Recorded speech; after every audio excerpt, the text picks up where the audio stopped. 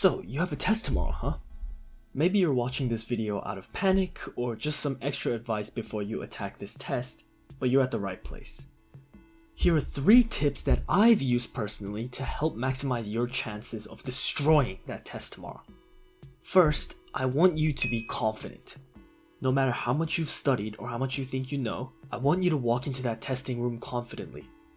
If you've ever watched the anime Assassination Classroom, I think they have a very good analogy as they compare tests to being on a battlefield, with each question being monsters that you have to beat. I love visualizing the test like this because it really shows how you should take the test. You don't beat huge monsters by second guessing yourself and constantly doubting your moves. You beat them by moving in strides with confident strokes of the pencil. Always continue moving forward with the test. Doubting yourself will only lead to backtracking and feed that growing anxiety within your stomach. You have a limited amount of time, and you don't want to spend it all being wishy-washy on only one question, when you could really be attacking the ones you definitely know.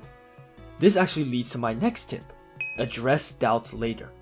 There are 3 types of questions you will run into: questions you definitely know, questions that you are split on, and questions you don't know. Now imagine this: you're done with the test and you're looking back on the test answers. You find a question in the 3rd category, basically a question you just straight up didn't know. Now either you got it wrong or you guessed it correctly. Either one of these outcomes are not bad at all. You didn't know the question, so it's kind of expected that you got it wrong. Now, let's say that you found a question that you were split on. If you got it right, congratulations. That gut feeling was correct. And if you got it wrong, that's okay too. That one definitely will sting, but at the end of the day, you'll never get that question wrong again. After that, let's say now you found one that you definitely knew the answer to. If you got it right, nice job. That was what you wanted and you 100% deserve that question. However, if you get that one wrong, it's really not as okay anymore. It's truly one of the worst feelings when you get a question wrong that you really thought you knew the answer to because of some stupid mistake or an oversight. So let me ask you this: out of all these questions, why should you ever dwell on a question you don't know how to do? The outcome of this question doesn't affect you in any way. You're expected to get this one wrong. So just move on. You want to attack all the questions in the 1st category, the ones that you definitely know you can do. Spend the most time on those and make sure you get them right, because those are the ones when you're looking back you will care the most about.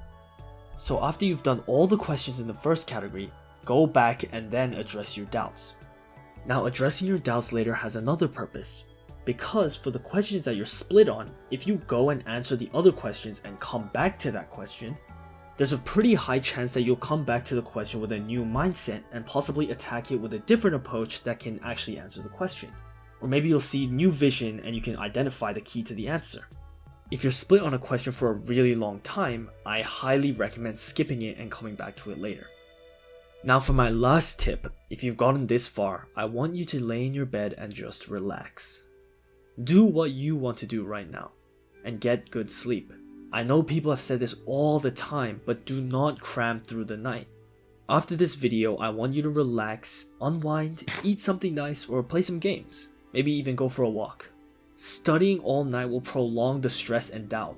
The only thing in your head will be the test, and that just increases your stress so much. If you just relax tonight, that will reduce a lot of the stress, which helps clear your mind when you sleep. If you walk into the test with a muddled up brain, all from cramming and staying up, do you really think that you'll be able to think critically at all? Or what if you walk into that room with a clear head, chin up, and confident, ready to tackle each question one at a time? If anything, I really just want you to believe in yourself. I know it's super corny, but I want you to credit yourself for your work and your studies. You didn't just listen to the teacher and take notes for nothing. You will not forget it. And lastly, best of luck, dear viewer. Trust yourself and be confident. Tell us how your test goes in the comments. I'm always cheering for you. Bye bye.